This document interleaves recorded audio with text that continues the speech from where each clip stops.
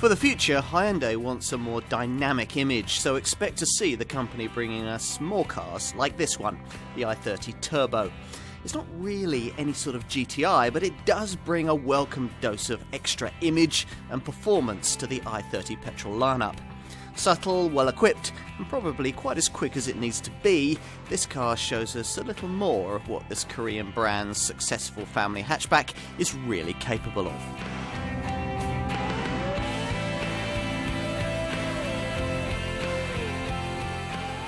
Not everyone who's tempted by the idea of a hot hatch would actually like to own one. There's the high running costs to consider, the unyielding ride quality that you usually get, and the unwanted shopping rocket image. If all of those things put you off owning a GTI, but you still like the idea of a little extra performance in your petrol-powered family hatch, it may be that what you actually want is something like this, Hyundai's i30 Turbo. The brand's marketers describe this variant as being able to provide the ride of your life. Although, if that's true, then the life in question would have to be a somewhat sheltered one, as this car comes with an engine that, while certainly sprightly, is hardly shocking in the performance that it delivers. The unit in question, borrowed from the brand's old Veloster Sports Coupe, is an uprated version of the Korean brand's well-proven 1.6-litre GDI unit, turbocharged here to boost power to 186 PS. Still, power isn't everything, and Hyundai tells us that great efforts have been made to deliver the kind of handling response that you normally simply wouldn't expect from ordinary versions of their mild-mannered i30 family hatch. So there's sport suspension tuning, more direct steering and bigger brakes. It all sounds quite promising, doesn't it? Time to put this car to the test.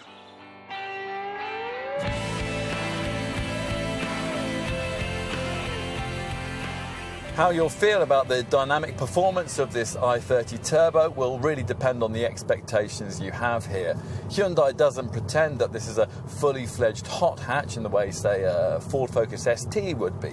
The idea instead is to provide an i30 buyer who likes the idea of an extra dose of sportiness with an aspirational variant to trade up to, and lay the groundwork for future models produced as part of his N-designated high-performance sub-brand. These are likely to offer a far more involving driving experience than is on offer here, or at least they should be if the Korean company's decision to poach prominent engineering talent from BMW's M division is any guide as to its intentions. But then, as I've just said, this isn't really intended to be a Golf GTI-style shopping rocket. For a start, the car doesn't have that sort of power. The 1.6-litre GDI petrol turbo engine beneath the bonnet is the same as that used in the hottest version of Kia's rival Ceed hatch, but for some reason it's been detuned here from 204 PS to 186 PS. That makes the performance more Madras than Vindaloo. 62 miles an hour achievable from rest in 8 seconds en route to 136 miles an hour. Due both to this and the impressive refinement, this car never feels enormously fast, but keep the revs high with the turbo on song, and thanks to 265 Nm of torque, you'll find that this i30 can be hustled along at a decent pace. We're promised more direct steering feel in this variant, but there still isn't the kind of feel through the helm that a real enthusiast would want. That's despite the flex steer system that's provided to adjust steering response. These steering wheel buttons allow you to click between 3 modes, comfort, normal and sport, but the feedback you get doesn't change that much whichever of the 3 settings you choose, and either way you never get a really feelsome response in the bends. On the plus side, you'll find that through the turns, body control is impressive, courtesy of sports suspension tuned at Germany's fearsome Nürburgring Nordschleife racetrack. Plus, there's loads of grip, and you're held nicely in place by supportive bucket seats. We also like the positive gear shift from the 6-speed manual box and the feel from the uprated brakes. Ultimately, what we have here is a sporting family hatch that might lack a real shopping rocket focus, but which also lacks the usual hot hatch drawbacks too. Things like a rock-hard ride, poor refinement, and high insurance costs. Now, there has to be a place for that.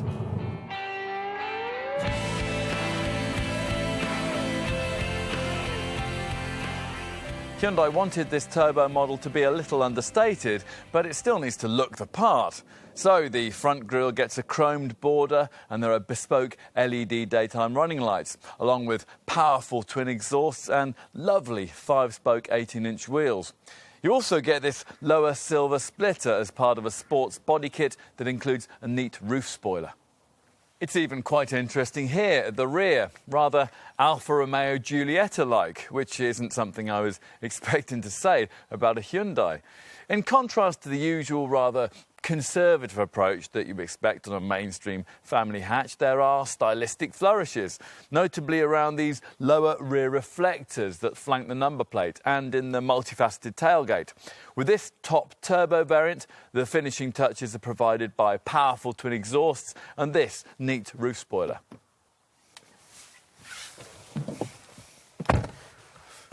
Inside the cabin, Hyundai decided that few changes were needed, so few changes have been made.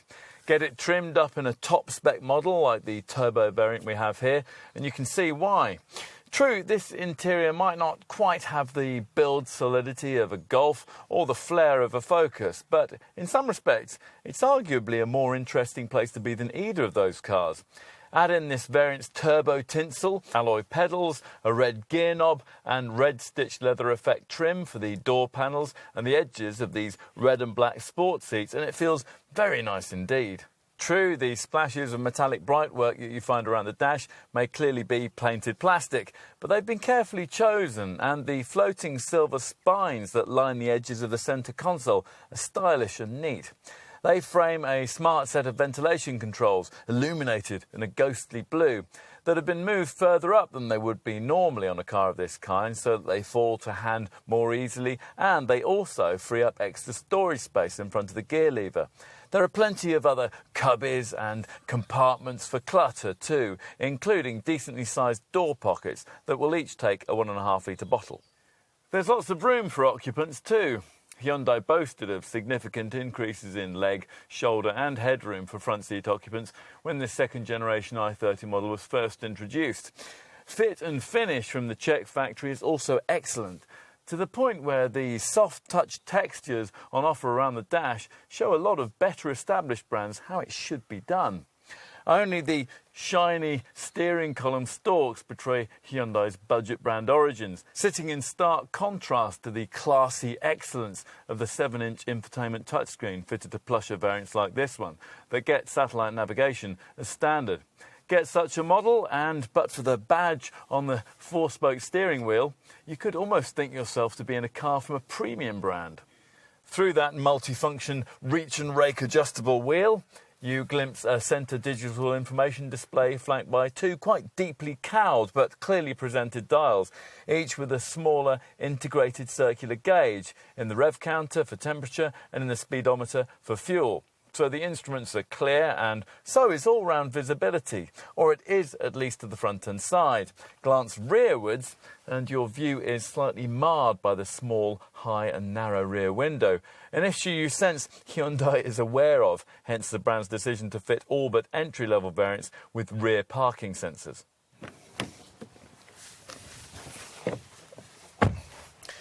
Time to take a seat in the rear, where it's comfortable for two, but much less accommodating for three, thanks to this raised centre seat cushion. Still, that's the case with most cars in the Focus-sized family hatchback segment. 3 kids should be fine though, and if you do have to take a trio of adults, getting them in will be made easier by the way that the i30's designers have managed to reduce the size of this central transmission tunnel. Rear passengers will also appreciate the provision of their own air vents, although they might be rather less keen on the rather small side windows. Out back there's a 378 litre boot. That offers a middle ground in terms of family hatch class carrying capacity. In other words, it gives you about 25% more space than you get in a Ford Focus, but around 25% less room than you'd find in, say, a Peugeot 308 or Honda Civic. Ultimately, though, we're talking here of a cargo area that should be quite sufficient for the needs of most likely buyers. Similar in size to that you get in key rivals like Vauxhall's Astra, Seat's Leon or Kia's Ceed. You don't get this helpful boot light in most of the variants lower down the range, but most models do get this useful 12-volt power socket. If you need more room and you want to push the rear bench forward, you'll find that instead of the backrest merely flopping onto the seat base, the rear seat cushion base flips up properly to facilitate an almost flat load bay with up to 1,316 litres of fresh air. If you regularly need more carrying capacity than that, then your dealer will steer you towards the Tourer Estate model, which offers 528 litres in the boot, extendable to 1,642 litres with the rear seats folded.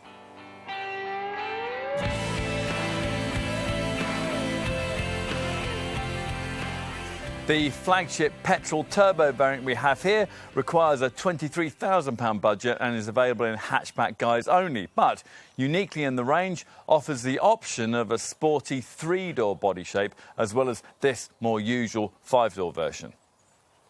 Specific competitors for this i30 turbo model are a little difficult to pinpoint, as it doesn't pretend to be a fully fledged hot hatch in the style of a Ford Focus ST or a Volkswagen Golf GTI.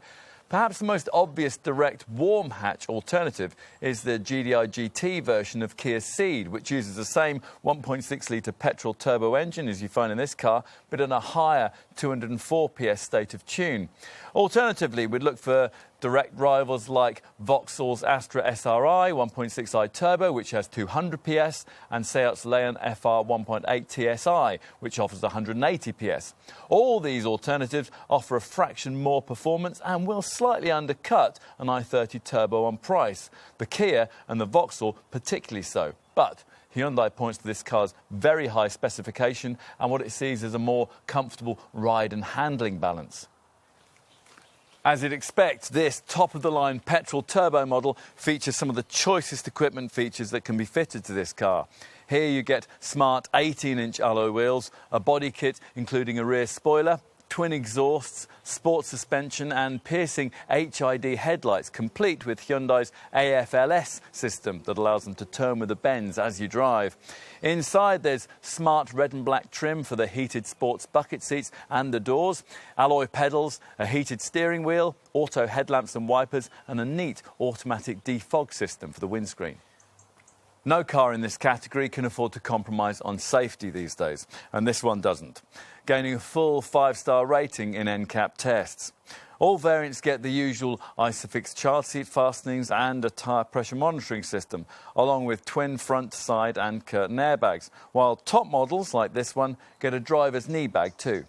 And to ensure that, hopefully, you never have to use them, there are all the usual expected electronic driving aids present and correct. So ESP stability control, of course, along with VSM, vehicle stability management, to help maintain directional stability when you're suddenly braking or rapidly accelerating on varying road surfaces where there's different traction available at different wheels. Plus, the ABS brakes have a brake assist system to make them more effective in emergency stops, which are advertised to following motorists by emergency stop signal flashing brake lights.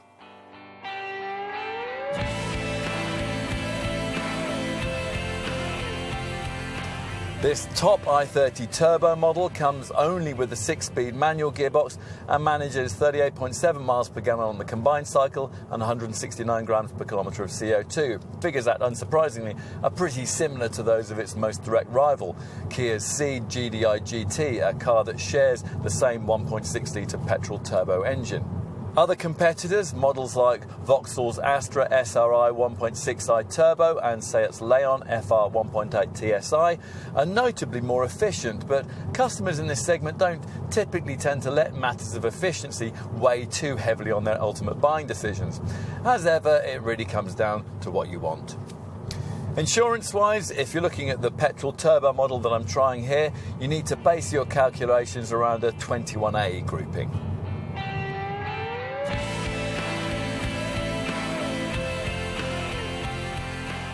Going forward, Hyundai knows its cars must be more than simply very good. we need to start thinking of at least a few of these Korean makers' products in aspirational terms, something that might have seemed simply inconceivable just a few years ago. The brand's second-generation i30 hatch, though, has now been improved to the point where, with the right trim and a dose of extra power, it can offer something that you genuinely feel very good indeed about owning. And that's what's been delivered here with this i30 turbo derivative. A warm hatch to suit someone who likes the idea of a bit more petrol power in their Focus class model, but doesn't want to come over all GTI. Other brands, you could certainly argue, offer cars that satisfy this need more effectively. In terms of equipment, ride and refinement, though, this model could still appeal to the right kind of buyer.